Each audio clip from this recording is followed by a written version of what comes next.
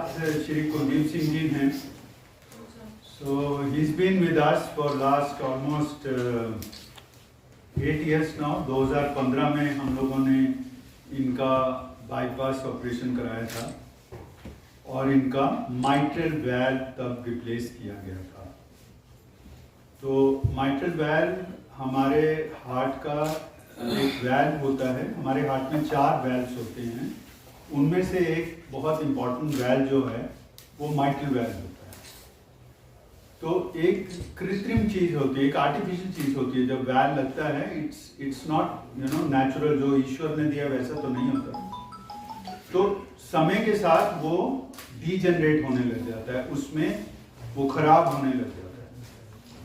तो अभी पिछले कुछ वर्षों से कुलदीप सिंह जी को सांस चढ़ना शुरू हो गया था और हार्ट फेलियर के लक्षण आने लगे थे।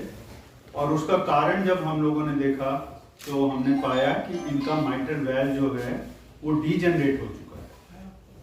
सो इट्स नॉट दैट कि वैल्व में कोई कमी थी या सर्जरी में कोई कमी थी। ये एक नेचुरल हिस्ट्री होती है हर एक चीज़ की।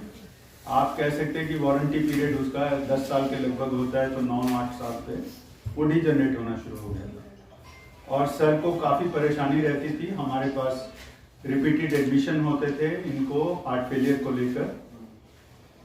सर की उम्र लगभग 81 वर्ष है और more than a patient is just like a family to us now, because we have been together for so many years. तो जब हमने इनका इको किया तो उसमें माइट्रल वैल्व जो था वो खराब होने की वजह से उसमें बहुत ज़्यादा लीकेज आ रहा। तो सिंपल सोल्यूशन तो यही है कि अगर वैल्व खराब हो गया तो दोबारा से बाईपास सर्जरी करिए और उसको नया लगा दीजिए, फिर 10 साल चल जाएंगे। पर आप सर को देख रहे हैं और उनकी आयु देख रहे हैं, 81 years। Bypass surgery is not a joke, it's a very complex surgery.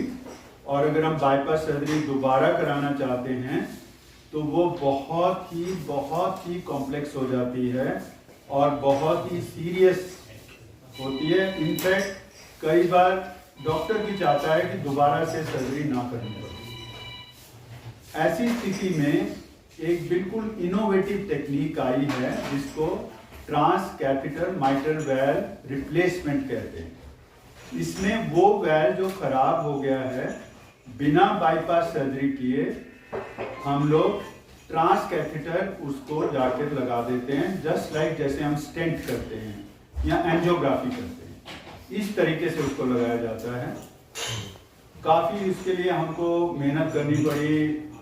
Sir army से हैं and he is been a distinguished soldier as well. तो हम लोगों ने बहुत उसमें पेपर सब किए। अल्टीमेटली हमको अप्रूवल मिल गया अथॉरिटीज का। और अप्रूवल में आपको ये बता दूं कि ऐसा नहीं होता कि मैंने चिट्ठी लिखी और अप्रूवल हो गया, क्योंकि एक महंगा प्रोसीजर है। इसके लिए कई स्टेजेस पे वो एप्लीकेशन जाती है और उन स्टेजेस के बाद अल्टीमेटली सर का अप्रूवल हो गया। उससे पहले सर हमारे पास हार्ट फेलियर के लिए एडमिटेड थे। तो अल्टीमेटली जब अप्रूवल आ गया तो फिर हमने इनका माइट्रल वैल्व रिप्लेस किया।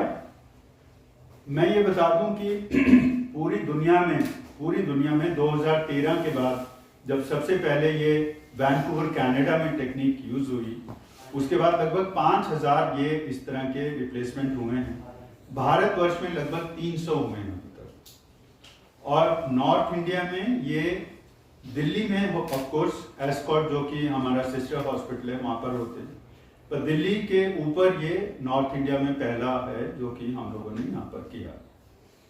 तो इसमें क्या होता है कि जो ग्रॉइन होता है हमारा, ग्रॉइन के जरिए हम लोग एक कैथेटर को लेके जाते हैं और हार्ट के उस वैल्व तक पहुँचते हैं जो कि खराब है।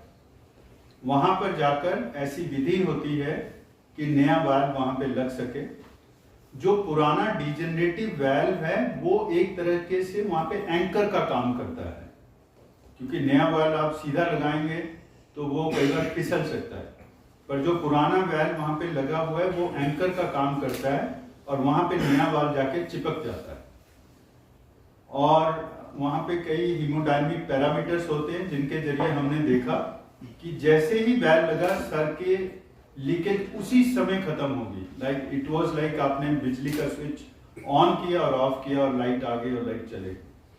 तो it was such a gratifying result. इनके ब्लड प्रेशर एकदम से जो 80-90 चल रहा था एकदम से बढ़ गया, सैचुरेशन इम्प्रूव हो गई। और अगले दिन जब पेशेंट को हमने वेंटिलेटर से बाहर निकाला, ही वॉज ऑल राइट, और आज आपके सामने बैठे हैं। अभी मैं इसके बारे में और भी बताऊंगा, अगर आपके कोई टेक्निकल एस्पेक्ट्स हैं उनके बारे में भी डिस्कस करेंगे। बट मैं क्या कहता हूँ कि let's hear from sir himself who has undergone this procedure, और वो एक कुछ आपको बता